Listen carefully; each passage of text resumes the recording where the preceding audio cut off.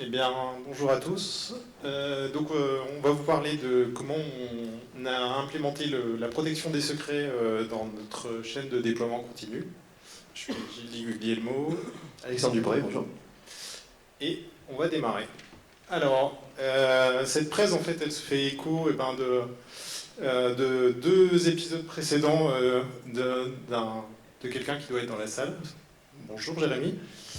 Donc il y a 2 ans, Jérémy nous avait parlé de Vault, et puis l'année dernière, il avait introduit le thread modeling, et vous allez retrouver un peu de tout ça dans cette présentation. Donc on travaille chez les Furets, et les Furets, c'est un comparateur d'assurance. Donc un utilisateur qui vient chez nous, il remplit un long formulaire, et puis il obtient des offres d'assurance. Ce qui est intéressant, c'est que chacune de ces lignes là que vous voyez, ça correspond à des appels de web service à des assureurs. Et donc en fait, chacune de ces lignes cache des credentials différents. Alors, le scope des secrets qu'on veut protéger, c'est justement ça. Les secrets qui vous permettent d'accéder à des services tiers.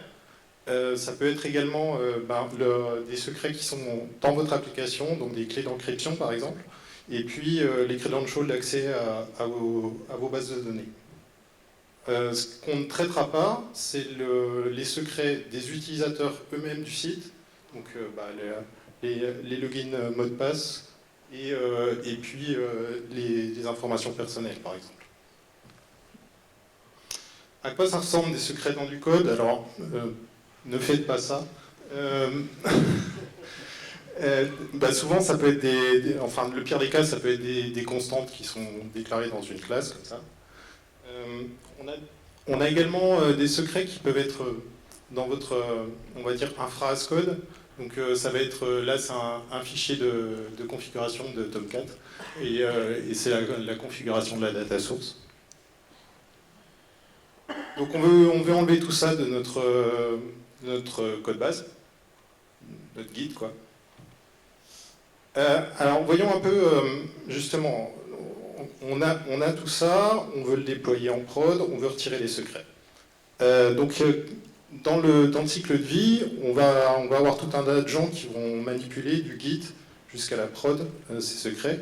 Et le but, c'est de faire de la ségrégation dans tout ça pour essayer de limiter ça l'accès au maximum.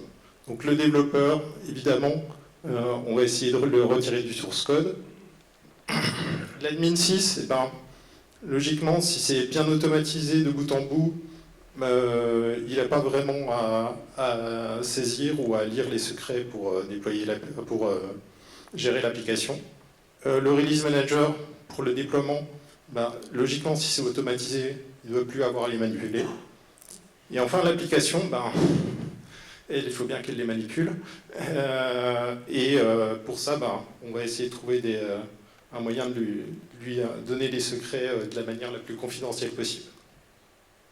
Vous l'avez compris, tout ça, il faut une super infra as code. Alors, on en a tous plus ou moins, elle est tous plus ou moins automatisée, j'imagine, dans chacune des boîtes qui sont présentes. Là, il va falloir pousser le truc au maximum. Les outils pour ça, alors nous on utilise Ansible, mais Chef et Puppet sont des bons clients aussi. Pour le déploiement, nous on utilise TeamCity, on utilisait TeamCity, maintenant on utilise Jenkins. Il existe quelques autres outils, mais c'est les plus répandus. Et on va avoir besoin d'un secret manager. Alors, un secret manager, en fait, il y en a diverses sur le marché, et puis ils n'ont pas forcément tous le même rôle. On en trouve en fait dans les outils d'infra as code, mais en fait, c'est les secret managers des outils d'infra as code, ce qu'ils vont vous faire, c'est que à l'étape du déploiement, ils vont vous injecter les secrets en clear text à l'intérieur de ce que vous déployez. Et nous, on ambitionne en fait de protéger les secrets, y compris quand ils sont déployés dans la production. Le but étant que si jamais une machine est pénétrée, ou bien qu'un employé y accède de manière volontaire ou involontaire, il ne puisse pas lire les secrets. Donc on a bien d'un côté les secrets qu'on va avoir au moment où on build l'application, et puis les secrets à runtime qu'on va arriver à protéger. Alors le secret manager, j'ai spoilé le truc dès le départ, ça va être Vault. Quelques mots sur Vault. Ceux qui ne connaissent pas du tout, ça va être un petit peu abrupt, mais il faut voir Vault comme un coffre-fort. Donc ce coffre-fort, vous pouvez le sceller et le déceller. Techniquement, quand vous démarrez le programme, vous le décellez. Quand le programme s'éteint, il se recèle automatiquement. Ce coffre-fort, vous allez pouvoir émettre des secrets emballés, wrap. En fait, le coffre-fort va, grosso modo, être capable d'émettre des enveloppes que lui seul sera capable de réouvrir. Évidemment, on s'authentifie sur ce coffre-fort. Et si vous combinez les deux, vous arrivez à faire un mécanisme qui va être assez important pour la suite, c'est un concept de one-time token. En gros, c'est une chaîne qui va être émise par le coffre-fort et qui va être emballée. Et accessoirement, one-time, il va accepter de les déballer qu'une seule fois. Et puis, évidemment, c'est un outil de sécurité, il y a de l'audit log. Alors, si vous démarrez avec Vault, vous allez forcément lire la doc d'HashiCorp, etc. HashiCorp, en fait, vous recommande plutôt d'avoir une infrastructure centralisée pour votre gestionnaire de secrets de prod. Donc ça correspond en fait au schéma de gauche. Et nous, on a pris le truc un petit peu de manière sensiblement différente. C'est-à-dire qu'on va embarquer un process Vault par JVM. Donc chaque process va avoir son petit coffre-fort à lui. Et on va voir qu'en fait, ça a des propriétés intéressantes. La première, c'est qu'en fait, vos secrets, donc ce coffre-fort, va prendre le cycle de vie de ce que vous déployez. Et si vous avez déjà une chaîne, une infrastructure qui déploie votre application et qui est déjà en place, en fait, vous ne changez rien dans le cycle de vie de votre déploiement, puisque vous êtes juste en train d'ajouter un truc en plus que vous allez déployer, mais ça a le même cycle de vie.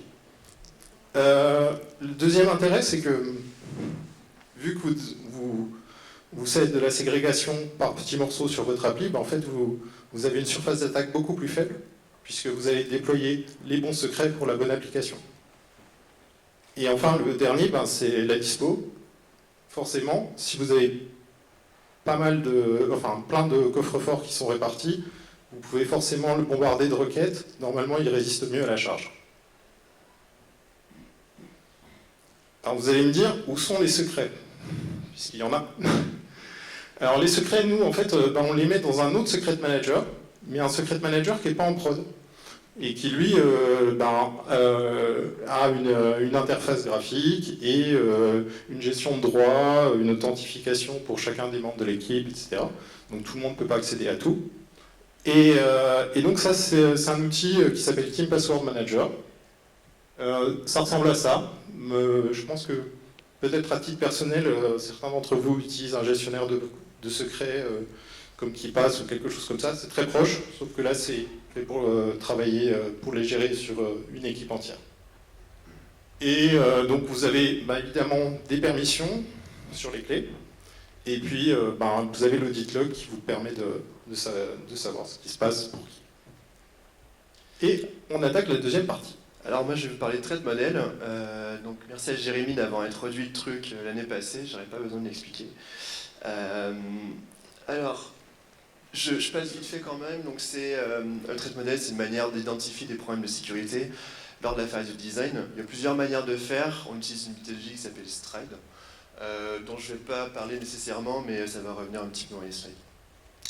Du coup, on va faire deux Threat Models différents. Donc le premier, c'est le démarrage du Vault. Et le deuxième, ça va être le démarrage du Tomcat. Alors qu'est-ce que vous avez ici? Vous avez trois agents différents, donc le Vault de prod tout à gauche, le process Ansible au milieu et le process TPM tout à droite. Vous avez une espèce de sandwich en bas. Ça, c'est les data stores, donc c'est là où sont gardées les données. Et on va parler des opérations en fait entre les différents process. Donc là, on cherche à démarrer le Vault. C'est le process Ansible qui va faire ça lors du déploiement. Et du coup, la première étape, c'est qu'il va chercher les secrets dans Team Password Manager. Donc au niveau de la sécurité, on se pose des questions sur qu'est-ce qui peut se passer à cet endroit-là. Donc quand il va chercher les secrets en Team Password Manager, si TPM ne fonctionne pas, on a une attaque de type Denial of Service. Donc c'est soit un bug qui fait que Team Password Manager a planté, ou c'est un attaquant qui aurait pu le fermer, tout simplement. Du coup, comment on fait pour mitiger ce risque-là? Du coup, on va rendre Team Password Manager en haute disponibilité. Et comme l'a dit Gilles tout à l'heure, en fait, on remarque que le Vault tout à gauche, c'est le Vault de prod, n'est pas affecté. Okay, donc même si on a une faille à cet endroit-là, notre production continue à tourner. Étape numéro 2, le process Ansible va créer un nouveau Vault. Et quand on crée un Vault, on a une clé de chiffrement qui sert à ensuite faire le on-seal du Vault, dont Gilles a parlé. Et du coup, on va mettre les secrets dans ce Vault-là. La clé de chiffrement, si elle leak, si quelqu'un qui la récupère, il peut y avoir une étape de type Information Disclosure, parce qu'en fait, quelqu'un va pouvoir lire de l'information auquel il n'aurait pas accès en temps normal. Donc comment on fait pour se prémunir de ça? Tout simplement, il faut se rendre compte que juste avec la clé, c'est pas nécessaire, c'est pas suffisant pour avoir l'information. Il faut aussi ensuite s'authentifier sur le Ansible. Et l'autre chose, c'est qu'aussi on garde seulement la clé en mémoire et pendant un tout petit laps de temps. Du coup, ça limite la fenêtre d'attaque. Troisième étape, on va déployer le Vault sur la machine de prod. Le Vault à ce moment-là est scellé. Du coup, la quatrième étape, ce qu'on va faire, c'est qu'on va faire un on-seal à distance. C'est le seul moment où la clé de chiffrement est en transit en deux process.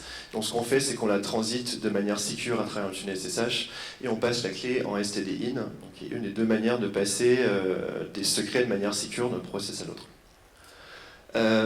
Du coup, qu'est-ce qui peut se passer à cet endroit-là? La clé est en déplacement. Si quelqu'un la récupère, un attaquant malicieux, il peut du coup récupérer de l'information à cet endroit-là. Mais vu qu'on l'a fait de manière sécure, on considère que le risque est faible, et aussi pour les raisons que j'ai énoncées plus tôt. Donc ça, c'est le démarrage du Vault. C'est le premier trait modèle. Le deuxième trait modèle, on va ensuite lancer le Tomcat. Donc ça se passe tout de suite après. Les agents sont un peu différents sur le diagramme. Vous avez encore le même process Ansible, qui est dans le même process. Le même Vault que tout à l'heure, qui est maintenant un seal, et la JVM, qui est en haut à gauche. Première étape, du coup, on est en train de créer le Vault, et on va créer ce qu'on appelle un one-time token, Gilles en a parlé, ou un OTT.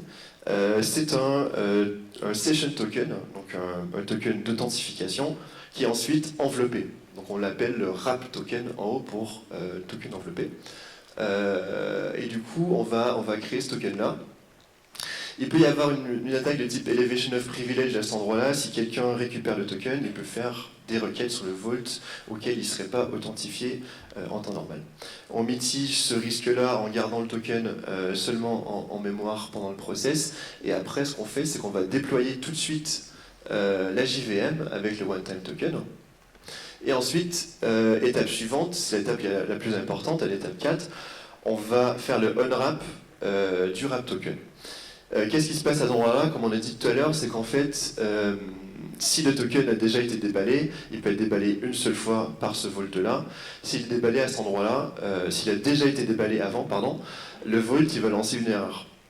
Donc, si un attaquant aurait récupéré le unwrap token et l'aurait fait avant nous, on le saurait tout de suite en fait. On le saurait tout de suite à cet endroit-là. Du coup, si cette attaque-là se produit, ça s'appelle un denial of service parce qu'en fait la JVM ne pourra pas démarrer, tout simplement parce qu'elle ne peut pas récupérer un token de connexion au Vault. Donc en gros, elle ne pourra pas se connecter aux bases de données, elle ne pourra pas se connecter aux services externes. Du coup, ce qu'on fait, c'est qu'en fait, on ferme la JVM, on ferme le Vault. Voilà.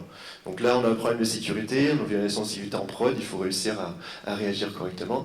Mais les autres process qui tombent déjà en prod ne sont pas affectés.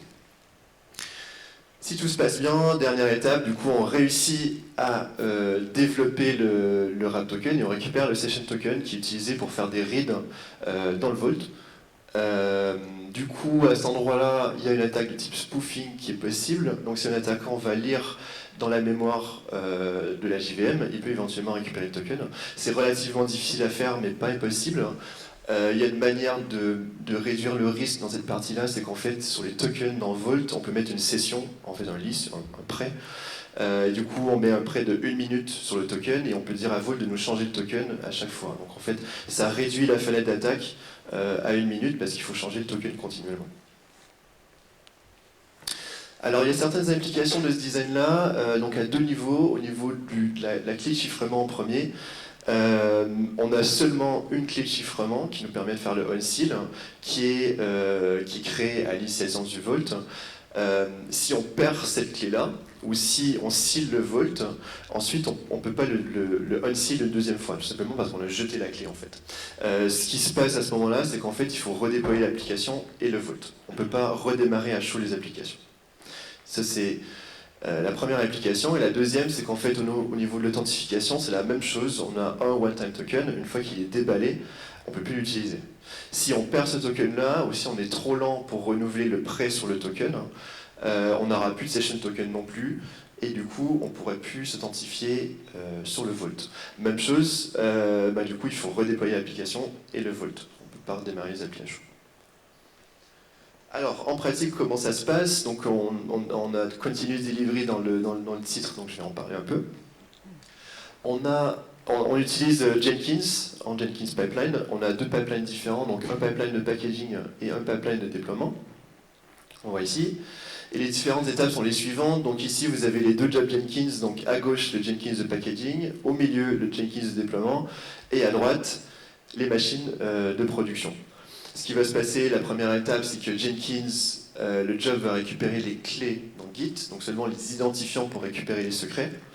Ensuite, il va créer un zip qu'il va mettre dans le Nexus, et plus tard, il y a un autre job qui s'appelle Deploy, qui va récupérer cet artefact et qui va itérer sur toutes les clés pour le récupérer dans Deep Password Manager. On remarque ici que les secrets du coup vont rester que dans la phase deploy dans ce Jenkins-là, donc au niveau du one-time token, de la clé des secrets. Ensuite, le Vault il est créé comme on l'a vu précédemment, on fait un zip, donc le Vault il est scellé, il est envoyé sur la machine de prod et on le démarre, on fait le on-seal à distance avec la clé, et du coup après on démarre le Tomcat avec le one-time token. Donc ça, à chaque fois qu'on fait le déploiement, c'est les étapes qu'on va faire continuellement. Et du coup, on a gagné. Ça, c'est le code de tout à l'heure avec le fameux Hunter 2. Maintenant, on récupère un Vault Service qui, lui, va se connecter en fait, au vrai Vault physique. Ça se fait au démarrage de la JVM.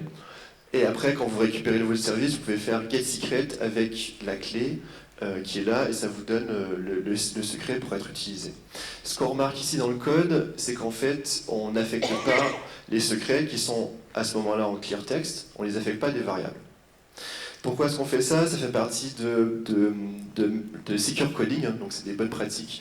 Il y a un guide de l'OAPS qui est pas mal là-dessus. Java, c'est pas un langage secure, mais certaines bonnes pratiques de développement qui font qu'on peut un peu limiter les dégâts. En gros, sur la gestion des secrets, l'idée c'est de ne pas affecter les secrets à des variables, donc sur la stack et pas sur la heap. Il y a des systèmes d'analyse qui vous permettent de le faire comme checkmarks. Donc au niveau des opérations, donc de la performance, chaque JVM a son propre Vault, donc on n'a pas de problème de perf. C'est relativement facile à scaler dans le sens où on peut juste rajouter des Vaults au pire ou rajouter des instances tout simplement.